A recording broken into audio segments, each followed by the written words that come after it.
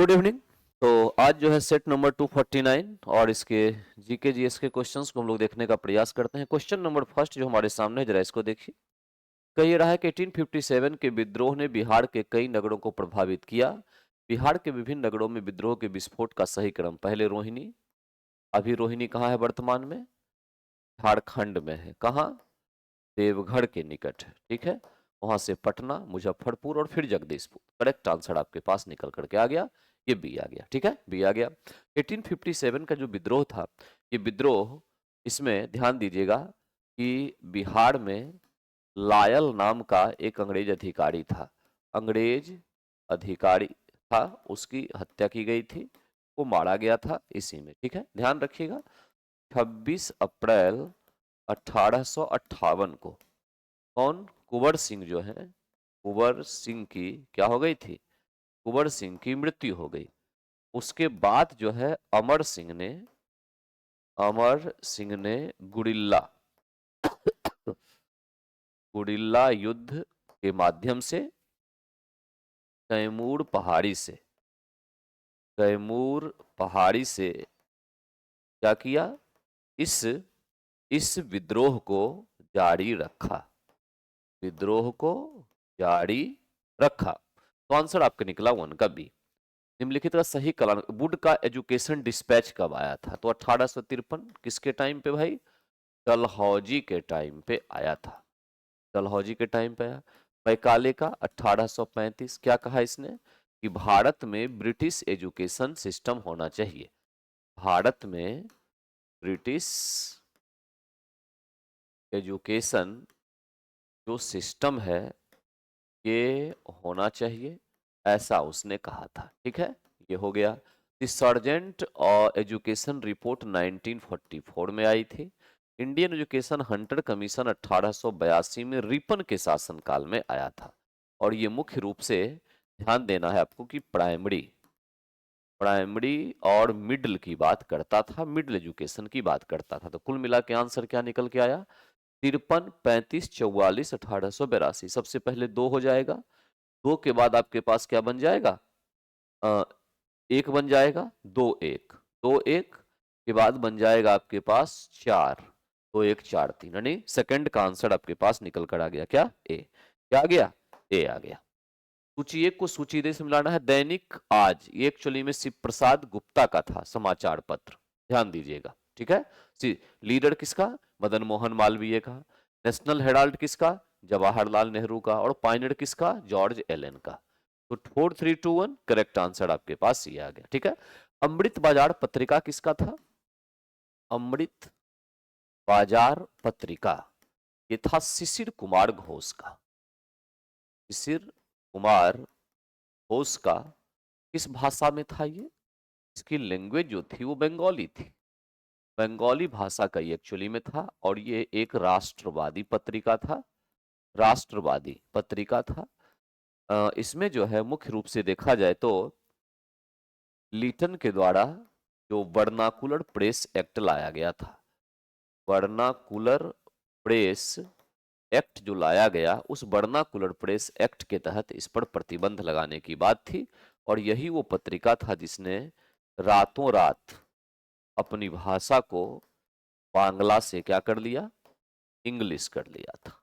English कर लिया था। निम्नलिखित में से मिलाना है। अखिल भारतीय अस्पृश्यता महात्मा गांधी, बिल्कुल सही। अखिल भारतीय किसान सभा कब? 1936। कहाँ? लखनऊ। लखनऊ। इसमें सचिव कौन? इस संगठन के एनजी रंगा। एनजी रंगा सचिव। ठीक है, अध्यक्ष कौन? तो स्वामी सहजानंद सरस्वती इसके क्या? अध्यक्ष। सही है ये। आत्मसम्मान आंदोलन 1925 के आसपास चला। कहाँ? दक्षिण भारत में। दक्षिण भारत में ईवी रामास्वामी पेरियार के द्वारा मुख्य रूप से दलितों को मंदिर में प्रवेश करवाने और उनके उत्थान को लेकर, दलित के सम्मान के लिए एक्चुअली में ये चलाया गया था। तो तीनों जुड़ा हुआ है एक दूसरे के साथ। सही है, तो आंसर 4 का निकला आपके पास सी। किसने महाराष्ट्र में प्रार्थना समाज की स्थापना? आत्मारंग पांडुरंग के द्वारा 1867 में की गई थी। ज्योतिबा फूले के द्वारा ही महाराष्ट्र में 1873 में सत्यशोधक समाज की स्थापना की गई थी। सत्यशोधक समाज जो है ये एक्चुअली में कैसा समाज है? ये दलितों के उत्थान के लिए कार्य करने वाला है, दलितों के उत्थान के लिए काम करने वाला समाज है। इसी ज्योतिबा फूले के द्वारा फर्स्ट टाइम ध्यान रखना है कि बालिका के लिए अलग विद्यालय की स्थापना पहली बार भारत में की गई थी। अलग विद्यालय पहली बार भारत में की गई थी। ज्योतिबा फूले के साथ देने वाली थी सावित्रीबाई फूले। सावित्रीबाई फूले जो कि खुद उनकी क्या थी? पत्नी थी, यानी वाइफ थी। ठीक है, तो आंसर आपके पास निकल कर आता है क्या? 5 का ए। 1857 के पश्चात लोकप्रिय आंदोलन, देखिए 1857 के बाद कौन कौन सा हुआ ये कह रहा है। दक्कन कृषक आंदोलन कब हुआ? 1875। संथाल हुआ 1855-56। इसमें कौन था नेतृत्व करने वाला? सिद्धू कान्हू के नेतृत्व में ये एक्चुअली में हुआ था। राजमहल पहाड़ी के निकट जो है ये एक्चुअली में किया गया था। राजमहल पहाड़ी। नील की क्रांति जिसको हम कहते हैं बंगाल में 1859 और 60 में हुआ, और बिरसा मुंडा का 1895 के आसपास हुआ था। ठीक है, ये क्षेत्र था रांची का क्षेत्र था। इसमें नील दर्पण नामक जो नाटक है ये दीन बंधु के द्वारा लिखा गया था। दीन बंधु के द्वारा नील दर्पण नाटक लिखा गया। तो एक को छोड़ दें तो 2, 3, 4 ये सभी 1857 के बाद हुए हैं। तो आंसर आपका निकला 2, 3, 4। मानव बलि प्रथा का निषेध करने के कारण अंग्रेजों के विरुद्ध विद्रोह करने वाली जनजाति कौन थी? फोंड जनजाति थी। कौन थी? फोंड जनजाति थी। कुकी कहाँ की जनजाति है? ये मणिपुर की जनजाति है, ध्यान रखना है। उरांव जनजाति जो है इसने 1922 में जो गया अधिवेशन कांग्रेस का होता है, गया अधिवेशन में भाग लिया था उरांव जनजाति के प्रतिनिधि ने। इसकी अध्यक्षता की गई थी किसके द्वारा? तो CR दास के द्वारा इसकी अध्यक्षता की गई। CR दास के द्वारा अध्यक्षता की गई। किस व्यक्ति ने प्रसिद्ध पुस्तक the story of my experiment with truth लिखी है? महात्मा गांधी के द्वारा लिखी गई पुस्तक है। महर्षि दयानंद सरस्वती के द्वारा लिखी गई पुस्तक सत्यार्थ प्रकाश है। जिस पुस्तक को इन्होंने हिंदी में लिखा था, ध्यान दीजिएगा, हिंदी में लिखा था। महर्षि दयानंद सरस्वती ने आर्य समाज की स्थापना की थी। आर्य समाज की इन्होंने स्थापना की, और सबसे बड़ी बात यह है कि इन्होंने वेदों की ओर लौटो का नारा दिया। वेदों की ओर लौटो का क्या दिया? नारा दिया। जवाहरलाल नेहरू की एक बुक तक तो थी भारत एक खोज डिस्कवरी ऑफ इंडिया, और दूसरी पुस्तक जो थी वो थी a bunch of old letters. A bunch of old letters. 9 degree channel actually में लक्षद्वीप को मिनी कॉय से अलग करता है। मिनी कॉय से अलग करता है, ध्यान दीजिएगा। 6 डिग्री चैनल जो होगा ये सुमात्रा को निकोबार से अलग करेगा। निकोबार से अलग करेगा, ठीक है। 8 डिग्री जो चैनल होगा ये मिनी कॉय को मालदीव से अलग करेगा। 9 डिग्री लक्षद्वीप को मिनी कॉय से करेगा, और 10 डिग्री चैनल जो होगा ये अंडमान को किससे? निकोबार से अलग करेगा। निकोबार से क्या करेगा? अलग करेगा। तो आंसर निकला 9 का ही। गंगा ब्रह्मपुत्र बेसिन क्षेत्र में पाई जाने वाली वनस्पति उष्णकटिबंधीय पर्णपाती सागवान पीपल 100 से 200 सेंटीमीटर वार्षिक वर्षा वाला क्षेत्र ये होगा, पाया जाएगा। बिल्कुल सही है। शंकुधारी वृक्ष चीर वो देवदार के पाए जाएंगे, यही चाहिए 200 सेंटीमीटर से अधिक वर्षा, है ना, वहां पर ये मुख्य रूप से पाया जाएगा। मैंग्रोव वनस्पति में सुंदरी होगा, बिल्कुल सही है। तो आंसर आपके पास निकल कर आया 10 का क्या? सी। 10 का जो आंसर है आपके पास निकल कर सी आया। मैंग्रोव की जहां तक बात है तो भारत में क्षेत्रफल के दृष्टिकोण से पहले नंबर पे पश्चिम बंगाल है, सुंदरबन। दूसरे नंबर पे कच्छ का रण है, कच्छ गुजरात का कच्छ क्षेत्र। और तीसरे नंबर पर है अंडमान निकोबार। क्षेत्रफल के दृष्टिकोण से अंडमान निकोबार। अंडमान निकोबार। जनसंख्या वृद्धि अथवा परिवर्तन के संदर्भ में कौन सा कथन सही नहीं है? जनसंख्या की प्राकृतिक विधि में जन्म और मृत्यु के अंतर से जनसंख्या बढ़ती है, बिल्कुल सही बात है। ये सही नहीं पूछ रहा है। किसी क्षेत्र की जनसंख्या में हमेशा धनात्मक वृद्धि होती है, गलत है। हमेशा धनात्मक वृद्धि नहीं होती, कभी कभी ऋणात्मक वृद्धि भी हो सकती है। ठीक है, तो आंसर आपके पास भी हुआ। 1911 से 21 का टाइम कैसा था? इसको ग्रेट डिवाइड लाइन कहा जाता है। भारत के जनसंख्या टर्म में ग्रेट डिवाइड लाइन कहा जाता है। इस समय जनसंख्या वृद्धि दर जो थी, जनसंख्या वृद्धि दर ऋणात्मक थी, ऋणात्मक थी। तो हमेशा धनात्मक होती ही बात तो गलत हो गया।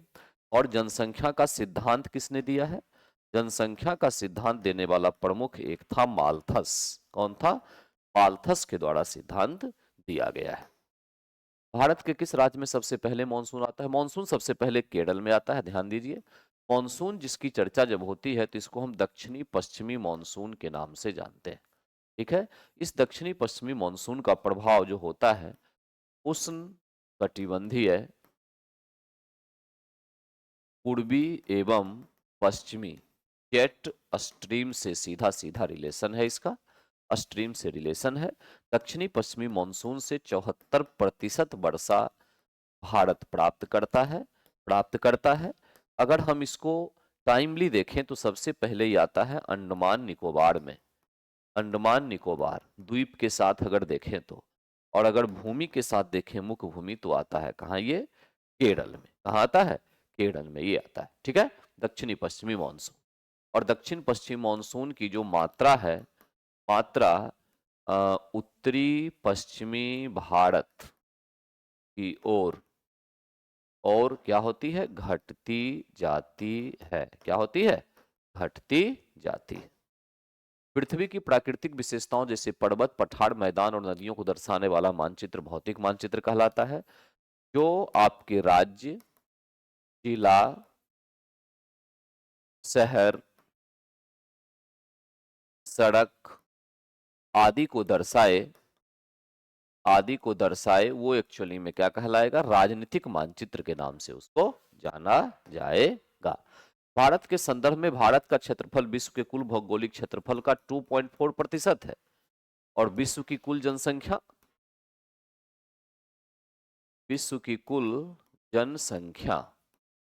का 17.5% यहाँ क्या करती है? निवास करती है। ये याद रखना है कि पहला लाइन तो गलत है कि 3% कह रहा है। अब भारत की उत्तरी पूर्वी सीमा पर जो पर्वत हैं वो एक्चुअली में पूर्वी हिमालय के पर्वत हैं, या हिमालय का विस्तार है वो, है ना? वो विस्तार है। उसी में से आपके पास आता है नामचा बड़वा आ जाए, चाहे कामेत आ जाए, है ना? और ये जो हिमालय का पर्वत है ये तो नवीन बलित पर्वत है, जबकि ये कह रहा है कि भ्रंशोत्थ का मतलब एक तरह से ये ब्लॉक पर्वत, जहां तक मैं समझ रहा हूं कि ब्लॉक पर्वत की बात कह रहा है। ऐसा बिल्कुल भी नहीं है, ये भी गलत है। तो आंसर आपके पास क्या है? सी। ब्लॉक पर्वत का उदाहरण अगर देखना हो तो कौन? पश्चिमी घाट किसका उदाहरण है? ब्लॉक माउंटेन का उदाहरण है। महान या बृहद हिमालय, इसका निर्माण कहाँ हुआ था? कब हुआ था? ओलिगोसीन काल में। ओलिगोसीन काल में हुआ था। ठीक है, पहली बात ये। दूसरी बात ये, इसमें चाहे एवरेस्ट की बात कर लें, एवरेस्ट, कंचनजंगा की बात कर लें, कंचनजंगा, एवरेस्ट, कंचनजंगा, इसके साथ साथ आपको एवरेस्ट, कंचनजंगा, नामचा बड़वा, कामेत, नामचा बड़वा, कामेत, ये सभी जो चोटियां हैं, नंदा देवी, ये सभी चोटी महान या बृहद हिमालय में होती है।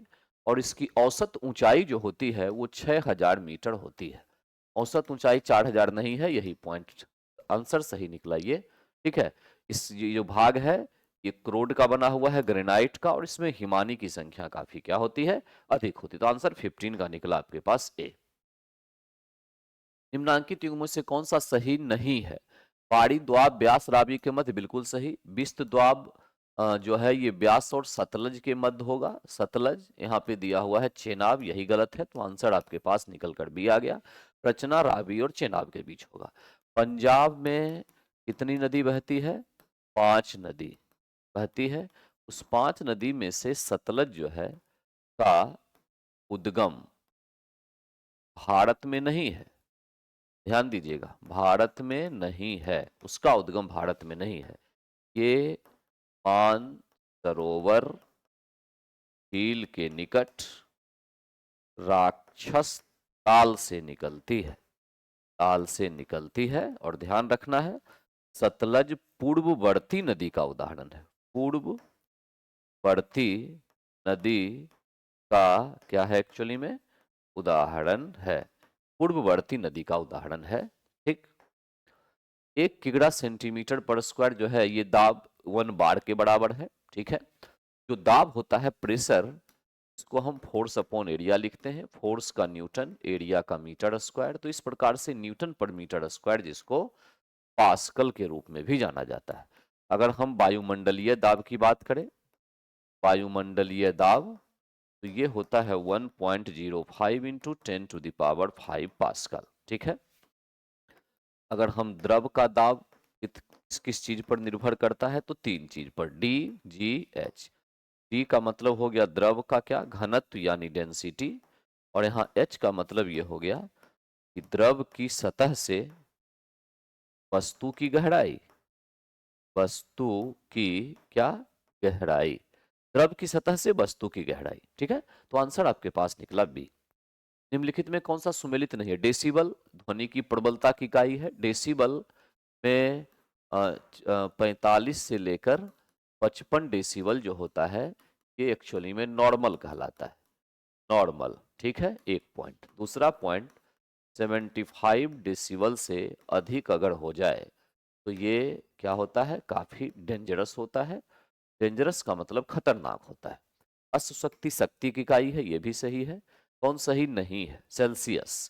सेल्सियस तापमान की है, ये उष्मा कहा, उष्मा की नहीं है।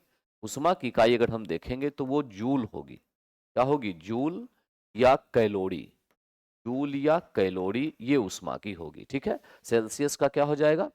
सेल्सियस जो है ये टेम्परेचर का होगा। तो इसे अगर देखें तो टेम्परेचर का एसआई यूनिट क्या होता है? टेम्परेचर का जो एसआई यूनिट होता है वो केल्विन होता है।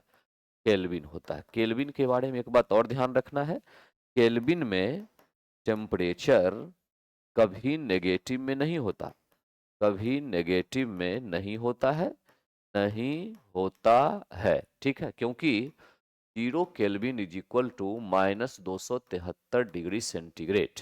ये जो है ये यूनिवर्स का, ब्रह्मांड का मिनिमम टेम्परेचर है। जब मिनिमम टेम्परेचर ये है तो इससे कम हो ही नहीं सकता है। 0 से कम तो माइनस में कहां से आएगा?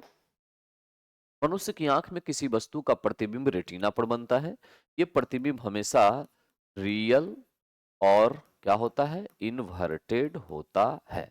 रेटिना पर ध्यान दीजिएगा, एक कोन कोशिका होती है, कोन आकार की, शंकु आकार की कोशिका। ठीक है, शंकु कोशिका।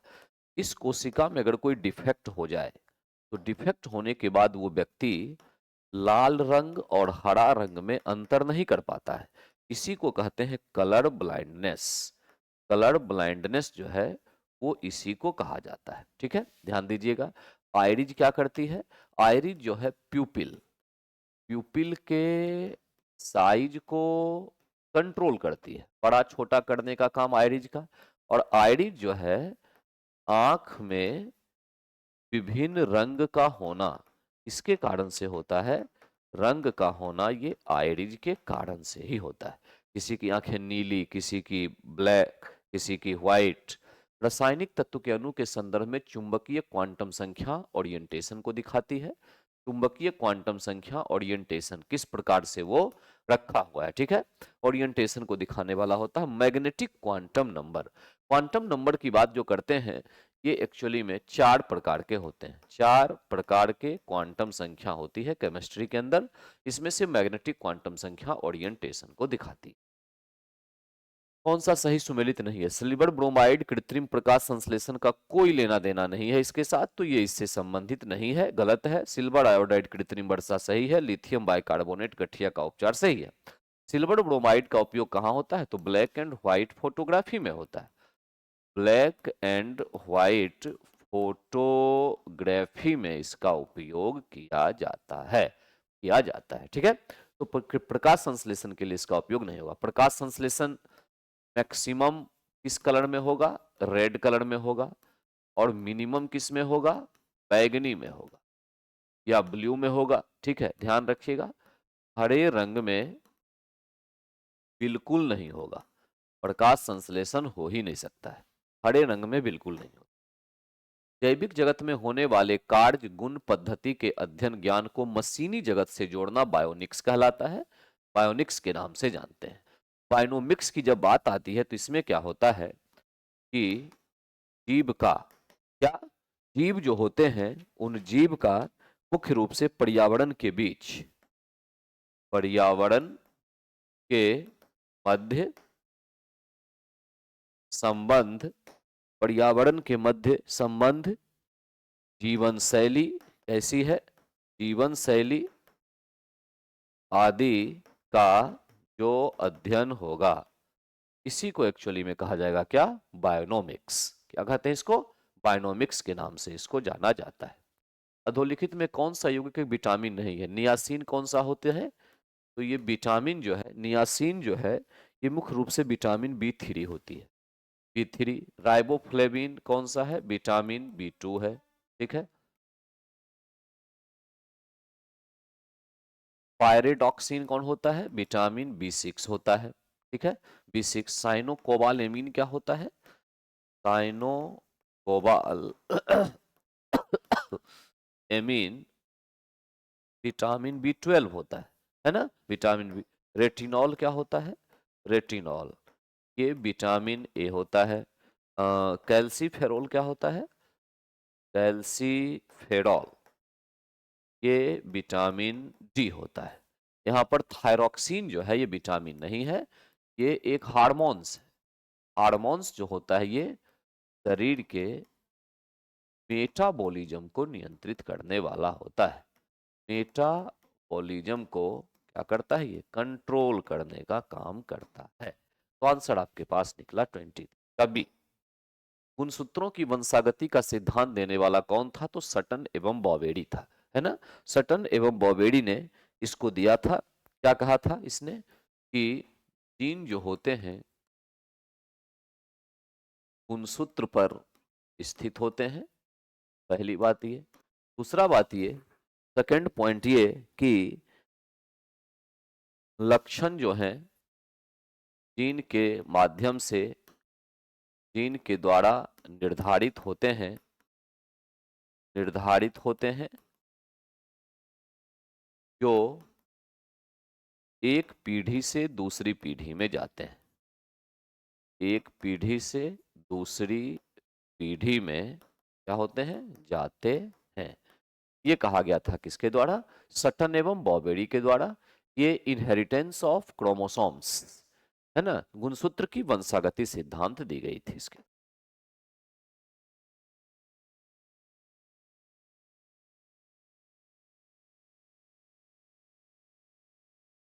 हाल ही में विश्व प्रवासी पक्षी दिवस 2025 जो है, ये एक्चुअली में 11 अक्टूबर को मनाया गया है। कब? 11 अक्टूबर को ये मनाया गया। चर्चा में रही देश की पहली हाइपरसोनिक मिसाइल का नाम ध्वनि है। क्या नाम है? ध्वनि। हाल ही में अंतर्राष्ट्रीय प्रकृति संरक्षण संघ IUCN का नवीनतम सदस्य बना है अर्मानिया या अर्मेनिया, जो भी नाम लिखे, तो यहाँ पे आंसर ही हो गया। इस देश के काल्मिकिया गणराज्य में भारत के पिपड़बा बुद्ध के पवित्र अवशेषों की पहली बार प्रदर्शनी आयोजित होगी। रूस में होगी, है ना। भारत के पिपड़बा बुद्ध के पवित्र अवशेष की पहली बार प्रदर्शनी जो आयोजित की जाएगी वो एक्चुअली में कहा? तो रूस में आयोजित की जाएगी, ठीक है। आंसर यहाँ पर क्या निकला? यहाँ निकला रूस।